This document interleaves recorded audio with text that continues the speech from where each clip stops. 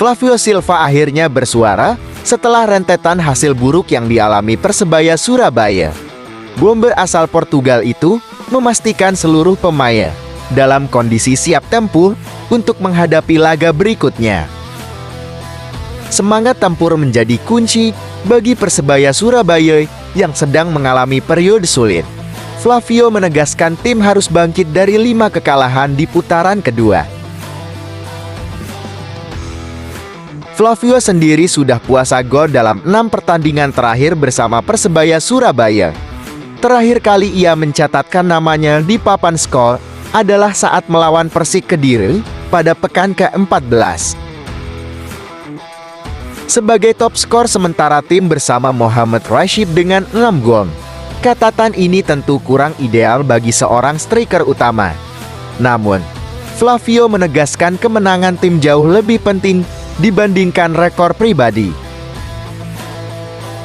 Persebaya Surabaya saat ini menduduki peringkat ketiga klasemen sementara Liga 1 dengan 38 poin. Flavio Silva sendiri telah tampil dalam 20 pertandingan bersama Persebaya Surabaya musim ini. Dari total 1.690 menit bermain, ia tercatat sebagai starter dalam 18 laga. Akurasi tembakan Flavio mencapai 44%. Dengan 1 gol berasal dari titik penalti, statistik ini menunjukkan ia tetap menjadi ancaman bagi pertahanan lawan meskipun sedang dalam periode paceklik gol. Dalam aspek permainan tim, Flavio telah melakukan 341 umpan dengan tingkat keberhasilan 77%. Ia juga mencatatkan 25 umpan silang, 10 umpan terobosan, dan 15 umpan kepala. Tak hanya soal menyerang, Flavio juga cukup aktif dalam bertahan. Ia mencatatkan 47 tackle dengan 27 diantaranya sukses, serta 15 intercept dan 13 sapuan. Meskipun mengalami paceklik gol, Flavio tetap mendapat kepercayaan penuh dari pelatih Paul Munster. Peranannya dalam skema permainan Persebaya Surabaya tetap vital.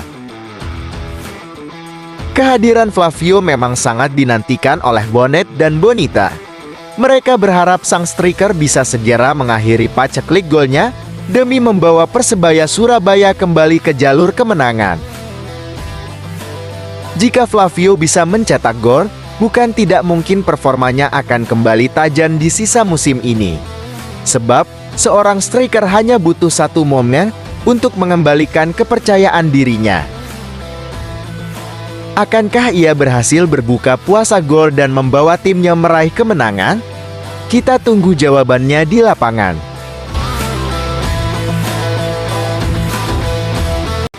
Kabar mengkhawatirkan bagi bonek datang dari Persebaya Surabaya.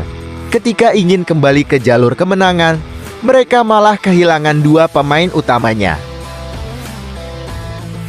Bruno Moreira dan Slavko Danjanovic kemungkinan besar bakal absen. Bruno dan Slavko kabarnya bakal ditinggal di Surabaya, sebab kedua pemain itu tengah dibekap cedera. Itu terlihat dalam sesi latihan di lapangan Tor kemarin pagi. Bruno dan Slavko melakoni latihan secara terpisah. Dari info yang digali Jawa Post, Bruno mengalami cedera pada otot kakinya, sementara Slavko sejatinya sudah mendapat cedera pasca laga kontra Borneo FC pada 20 Desember lalu. Jika benar keduanya tidak bisa main, jelas bakal berpengaruh. Sebab, keduanya selalu jadi pilihan utama musim ini. Bruno sudah tampil dalam 20 laga, sementara Slavko 1 laga lebih banyak. Lantas, siapa penggantinya?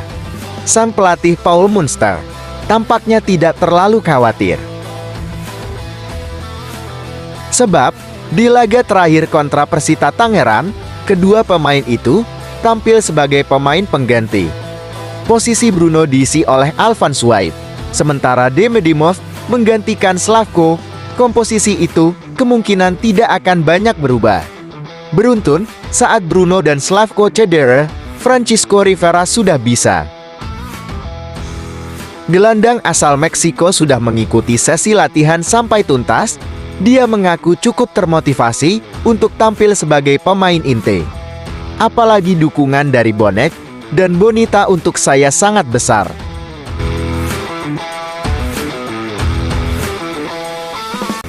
Bruno Moreira mengalami nasib kurang beruntung di laga pekan ke-21 Liga 1 Indonesia. Pemain asal Brasil itu dicadangkan oleh pelatih Paul Monster. Keputusan ini mengejutkan, karena Bruno selalu menjadi starter di setiap laga musim ini. Lebih mengejutkan lagi, ban kapten yang selama ini melekat di lengannya kini beralih ke penjaga gawang Hernando Ari.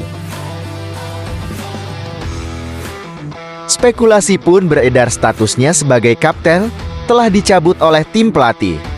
Hal ini semakin diperkuat dengan keputusan Paul Monster yang juga mencadangkan Slavko Damjanovic di laga yang sama.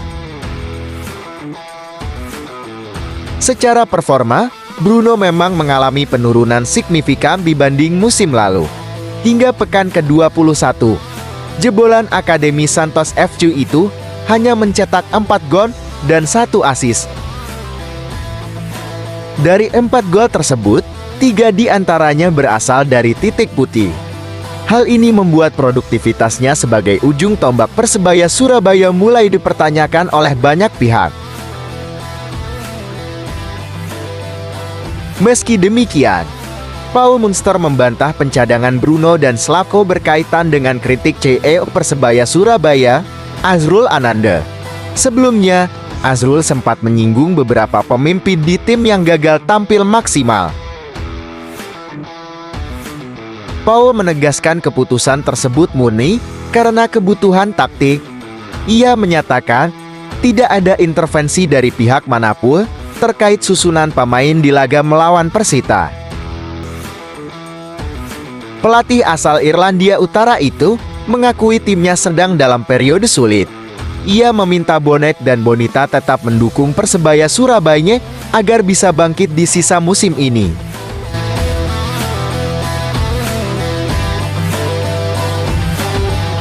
Periode Januari tahun 2025 bisa dikatakan sebagai periode terburuk Persebaya Surabaya musim ini.